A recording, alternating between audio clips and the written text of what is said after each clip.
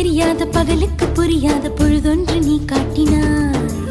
இதயத்தில் நீ இருப்பதனால் நான் தூங்கும் நேரத்தில் என்னுள்ளே தூங்காமல் நெஞ்சுக்குள் வாயாடினாய். கண்ணாடி நீ கடிகாரம் நான் உன்னுள்ளே ஓடோடி வாழ்வே. காதல் எனும் கடுதாசி நீ என்றென்றும் அன்புடன் நான்